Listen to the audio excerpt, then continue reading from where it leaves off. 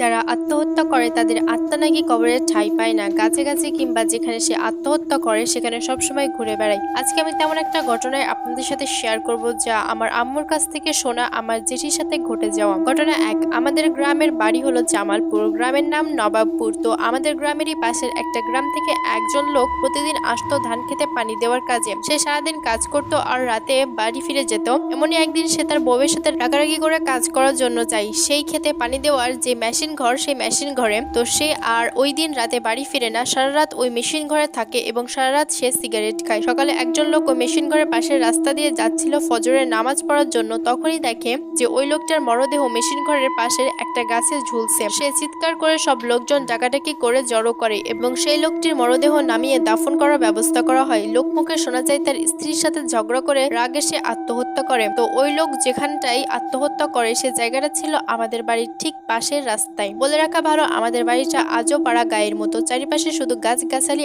আর মাঝখানে আমাদের বাড়ি। তিনি মারা যাওয়ার পর থেকে আমাদের বাড়ি সহ আমাদের বাড়ির আশেপাশের বাড়ির মানুষও সন্ধ্যার পর আর বাড়ি থেকে বের হতো না ভয়ে। যদি কারো একদিন রান্না করতে দেরি হয়ে যেত তাহলে ওই দিন আর কেউ রান্না না করে শুধু চিড়া আর মুড়ি খেয়ে রাতটা কোনো রকম পার করতো। তাও ঘর থেকে বের হতো না সন্ধ্যার পর। এমনই একদিন জ্যোৎস্না ভরা রাতে আমার জেঠির খুব করে প্রকৃতির ডাক পায়। আমার জেঠি জানালা দিয়ে জ্যোৎস্নার আলো দেখে ভাবে হয়তো সকাল হয়ে গেছে প্রায়, তাই আর আমার দাদুকে ডাক দেয় না। বলে রাখা ভালো, আমাদের বাড়িটা এমন গাছগাছালি দ্বারা আবৃত থাকায় রাতের বেলা খুব একটা গাছ ছমছমে ভাব থাকতো, তাই কেউ যাতে ভয় না পায় তাই আমার দাদু, আমার আম্মু সহ আমার দুই চাচি এবং জেঠিকে বলে রাখে যে রাতের বেলা বাইরে বের হলে যেন আমার দাদুকে ডাক দেয়। ওই রাতে জ্যোৎস্না ভরা রাত দেখে সকাল হয়ে গেছে ভেবে আমার জেঠি আর আমার দাদুকে ডাক দেয় না, একাই যায় বাইরে। আমার জেঠিদের টয়লেটটা ছিল তাদের ঘর থেকে একটু দূরে একটা বাঁশ ঝাড়ের নিচে, তাই আমার জেঠি আর তাদের টয়লেটে যায় না, সে যায় তাদের ঘরের পিছনের দিক। আমার জেঠি যেই না বসেছে অমনি দেখে ওই লোকটি যেখানে আত্মহত্যা করেছিল সেখান থেকে আমাদের বাড়ির 81 গাছের বাগান দিয়ে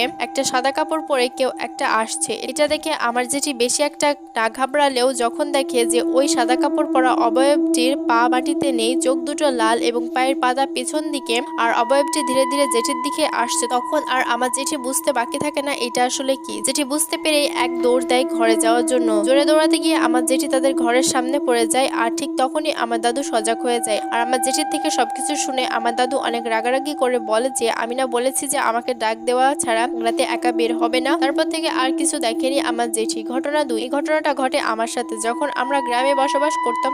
তখন আমি খুবই ছোট ছিলাম, এই ধরেন 4 বা 5 বছর হবে। আমার আব্বু চাকরির সুবাদে ঢাকা থাকতো আর গ্রামে আমি, আমার আম্মু আর আমার বড় আব্বু থাকতাম আমার দাদা ও দাদির সাথে। তো একদিন আমি আর আমার আম্মু এবং আমার আপুর রাতে ঘুমানোর জন্য প্রস্তুতি